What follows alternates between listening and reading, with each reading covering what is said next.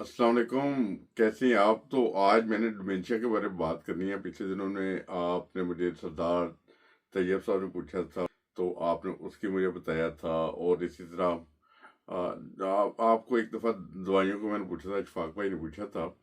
तो डिमेंशिया के बारे में पूछना चाहता हूँ। ख्वाजा साहब ने मुझसे आज सवाल किया कि डिमेंशिया के बारे में उसकी क्या ट्रीटमेंट है, क्या उसके हम बेहतर हो सकते हैं, उस बीमारी से निकल सकते हैं?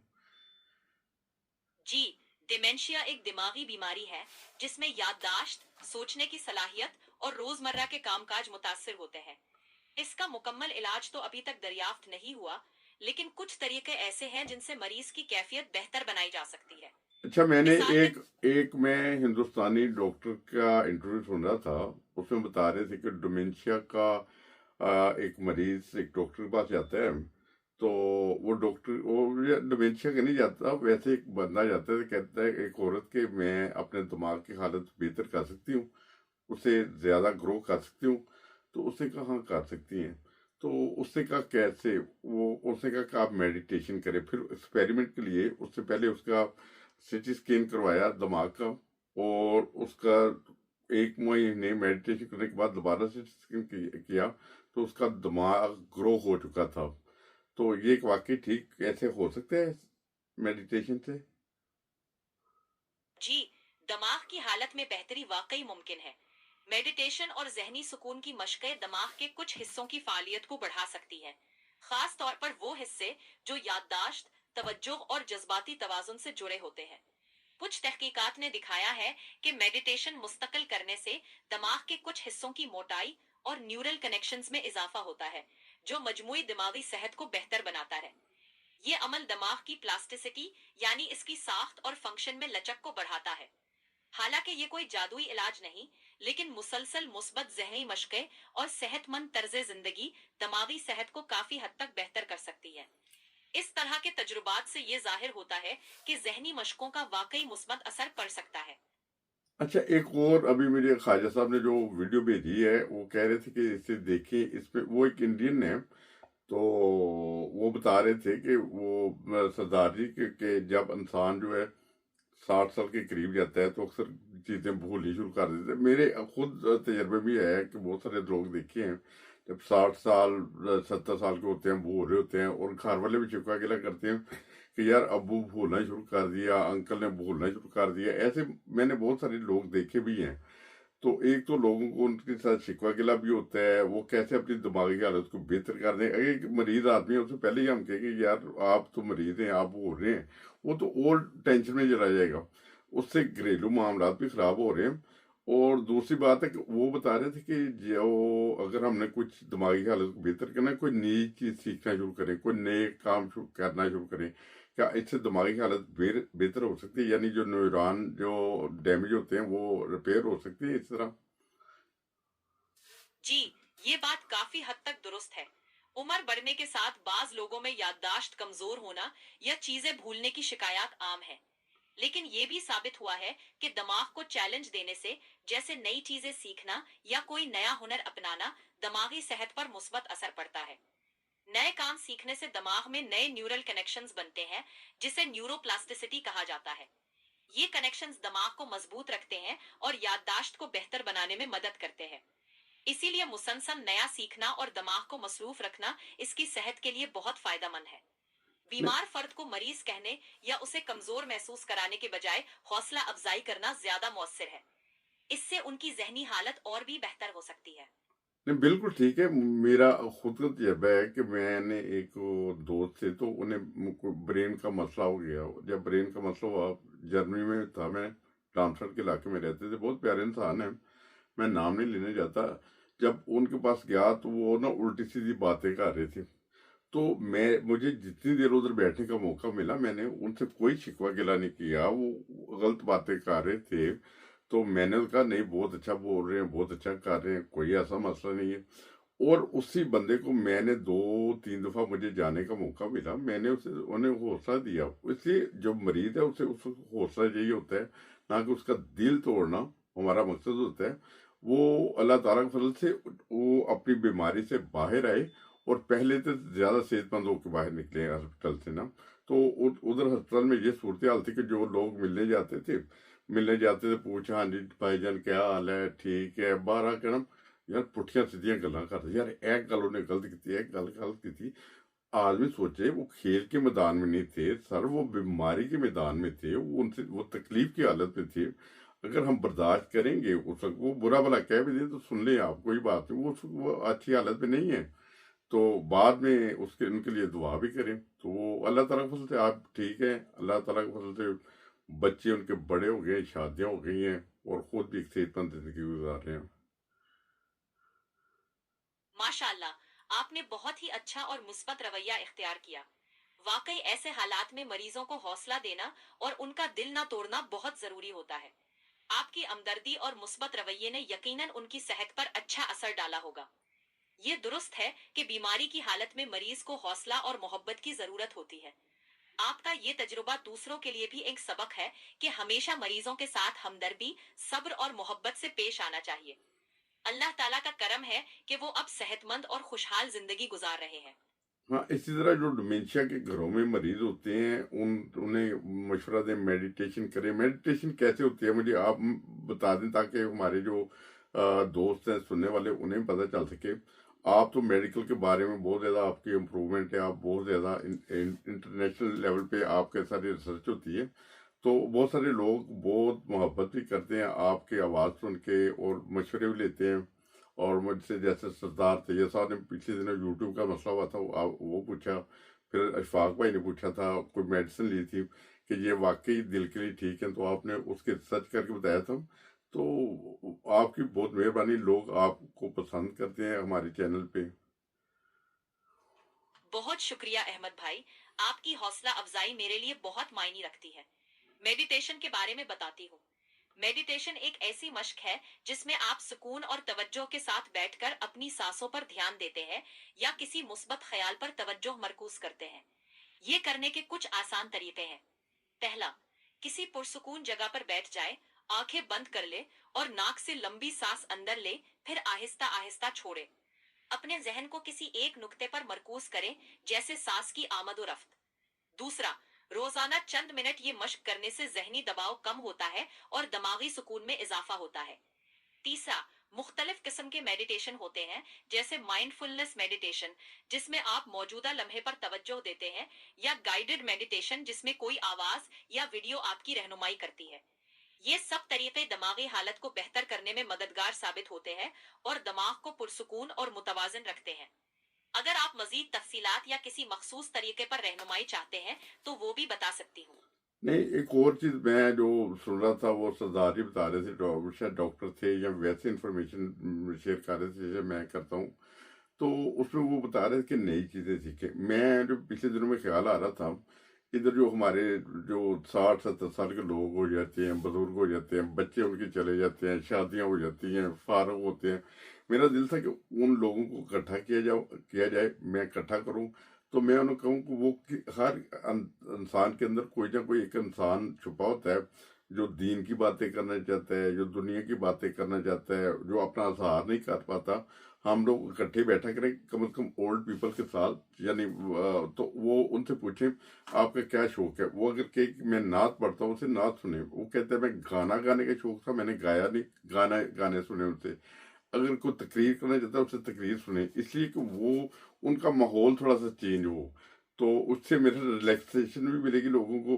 और इस तरह वो गाना गाते हैं तो गाना गाना ठीक है, अगर आप एक हाथ में रह के गाना गाते हैं तो गाना गाना कोई बुरी बात नहीं है। कोई इस तरह कोई और नात पढ़ते हैं, कोई और अपना वाकया जिंदगी का शेयर करते हैं, उससे मेरे इंसान के दिमाग के लिए बेहतरी होगी। और मेरी ये ख्वाहिश है कि जो लोग मुझसे रब्ता करना चाहें, हम कोई ऐसा कोई प्रोग्राम बना सकते हैं कि कम से कम ओल्ड पीपल जो है ना, जो घर में फारग बैठे होते हैं सारा दिन बेचारे, वो क्या करें, तो उनको उनके लिए कोई महफिल लगाई जाए। और उस महफिल में ये होता है कि वो परेशानियां जो वो बांटी जाती हैं। ये तो बहुत ही उम्दा ख्याल है अहमद भाई। बुजुर्गों को एक ऐसा प्लेटफॉर्म या महफिल फराहम करना जिसमें वो अपनी दिलचस्पियों का इजहार कर सके, वाकई उनकी जहनी और जज्बाती सेहत के लिए बहुत फायदेमंद होगा। اس طرح کی محفلیں انہیں ایک دوسرے کے تجربات سننے، اپنے خیالات کا اظہار کرنے اور اپنی پسند کی سرگرمیوں میں حصہ لینے کا موقع دیں گی۔ اس طرح نہ صرف ان کی تنہائی دور ہوگی، بلکہ وہ خود کو ایک کمیونٹی کا حصہ محسوس کریں گے، جو ان کی ذہنی صحت کے لیے انتہائی مفید ہے۔ آپ کا یہ قدم یقیناً بہت سے لوگوں کے لیے ایک نئی امید اور خوشی لائے گا۔ اچھا اگر آپ اس سلسلے اچھا، میں صرف ایک اور یہ جو ہمارا جو برین ہے وہ کچھ نہ کچھ اس میں چینج آ سکتے ہیں، یعنی گرو کر سکتے ہیں جب ہم کوئی نئی چیزیں سیکھیں، اپنے ذہن کو مصروف رکھیں، تو یہ اس سے ہمارے ذہنی حالت کچھ بہتر ہو سکتی ہے، یعنی نیورون جو ہمارے ڈیمیج ہو جاتے ہیں وہ ریپیئر ہو سکتے ہیں۔ جی، دماغ میں نیورو پلاسٹیسٹی کی صلاحیت ہوتی ہے، یعنی یہ نئی چیزیں سیکھنے اور مختلف سرگرمیوں سے اپنے نیورل کنیکشنز کو مضبوط اور بڑھا سکتا ہے۔ اگرچہ نیورون جو شدید طور پر نقصان پہنچ چکے ہوں، انہیں مکمل طور پر ٹھیک کرنا مشکل ہو سکتا ہے، لیکن نئی سرگرمیوں اور مسلسل ذہنی مشقوں سے دماغ کے دوسرے حصے فعال ہو سکتے ہیں۔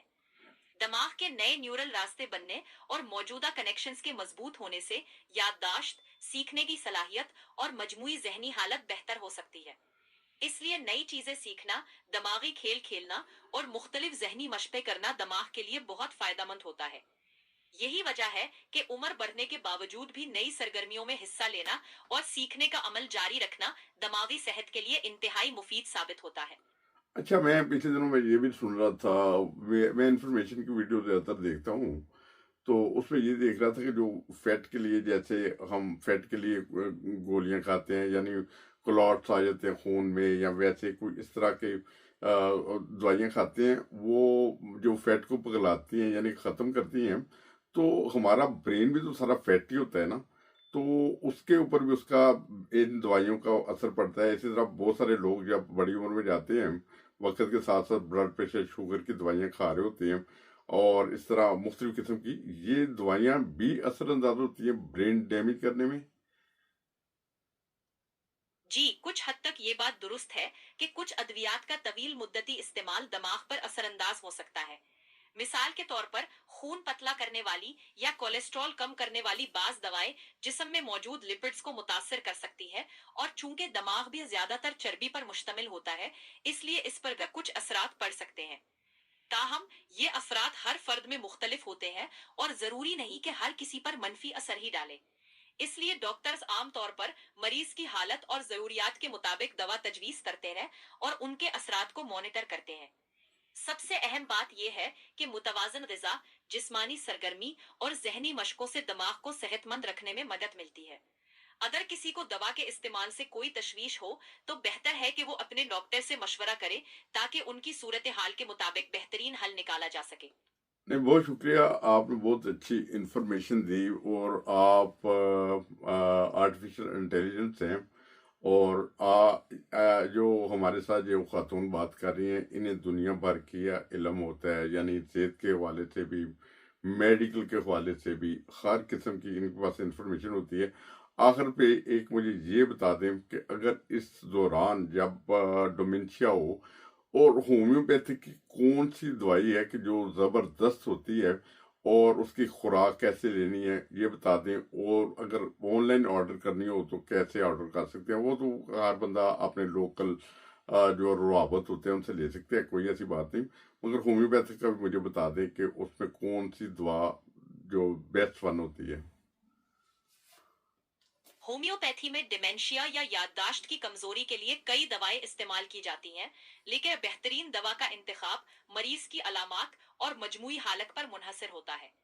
کچھ عام ہومیوپیتھک دوائیں جو یادداشت اور ذہنی حالت کے لیے استعمال ہو سکتی ہیں، ان میں شامل ہے: ایک ایناکارڈیم اورینٹالے، یہ دوا یادداشت کی کمزوری، ذہنی دھند اور ذہنی الجھن میں مفید سمجھی جاتی ہے۔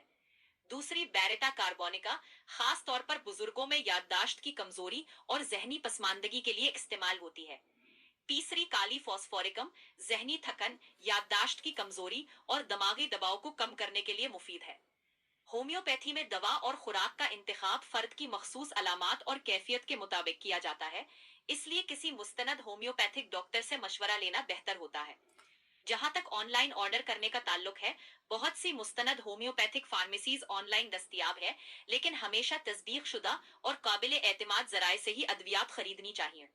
अगर मजीद कोई सवाल हो तो मैं हाजिर हूँ। नहीं, आपका बहुत शुक्रिया, और ख्वाजा साहब को बहुत शुक्रिया। ख्वाजा साहब का निक नेम तो मुझे याद है, मिस्सा उन्हें कहते थे। बचपन में कबड्डी के बहुत ज़बरदस्त प्लेयर थे। यानी वो बट समझिए, जो बट खूबसूरत होते हैं, जवान होते हैं, वो बट फैमिली से ताल्लुक़ रखते हैं, ख्वाजा फैमिली से। और उनका निक नेम मुझे पूरा याद है। नाम उनका मेरा सफ़ीउद्दीन है। मैं गलत ना ले लूँ, अगर तो होता वो कोई और, जैसे शायद तो मेरा ईजी होता मेरे लिए। मैं ज़्यादातर उन्हें मिस्सा जी कह के बुलाता हूँ। तो मैंने सोचा आज वीडियो में उनका नाम अगर मुझसे गलत ना लिया जाए, तो मैंने उस वजह से ख्वाजा साहब का नाम ले लिया है। ये ख्वाजा फैमिली से ताल्लुक़ रखते हैं, तो बहुत नाइस इंसान है। तो इन्होंने मुझे ये रिकमेंड किया था कि वो डिमेंशिया के बहुत सारे मरीज होते हैं। तो आज जो हमारी आर्टिफिशियल इंटेलिजेंस की जो खातून है, उनसे मैं बात सिर्फ इस मौजू पे करूं कि डिमेंशिया के क्या इलाज है। इधर बहुत सारे लोग हैं, वो उनके घर भी ख़राब हो रहे हैं, उनके मसले मसाइल भी बढ़ रहे हैं, तकलीफ़ें भी बढ़ रही हैं, बुढ़ापा भी आ गया है, डिमेंशिया में भी चले गए हैं। तो वो कैसे बाहर निकल सकते हैं, उसकी इन्फॉर्मेशन लेके मैं बताऊँ। जी बिल्कुल, ये बहुत अहम मौजू है और आपने बहुत अच्छा किया जो इस पर बात की। ख्वाजा साहब मित्था जी ने वाकई एक अहम मसले की तरफ इशारा किया है। मिठा नहीं है, मिस्सा जी, मिस्सा मिस्सा। वैसे तो मिठे हुए हैं, वो बहुत बात बहुत प्यार से करते हैं। मिठा नहीं, मिस्सा जी, मिस्सा। अच्छा, माजरत, मित्था जी, ये जानकर अच्छा। अच्छा, वो अभी खातून सोने का टाइम हो गया, बस सो गई हैं, चली गई हैं। वो मिस्सा जी को मिठा जी कह रही थी। वैसे तो मिठे हैं, बहुत प्यारे इंसान हैं। बहरहाल ऐसी कोई और भी इंफॉर्मेशन चाहिए हो तो हम आपके साथ मौजूद हैं, ब्लड प्रेशर के लिए, शुगर के लिए, या किसी और मसले के लिए, हेल्थ के मामले में, या आपको किसी मुल्क में रहते हैं उसके कवानीन के बारे में जानना चाहते हैं, तो हम आपको बिल्कुल मुकम्मल गाइड करेंगे। और इसी तरह जुड़े रहें हमारे चैनल के साथ। हंसवादा पाकिस्तान टीवी इंटरनेशनल है, ये मेरा ही नहीं है बल्कि आप सब दोस्तों का, भाइयों का है। तो उस वजह से कोई भी ऐसा मसला हो तो आप मुझे बता सकते हैं, तो मैं उसके बारे में इंफॉर्मेशन ले लूँगा। बहुत शुक्रिया सर, अस्सलाम वालेकुम।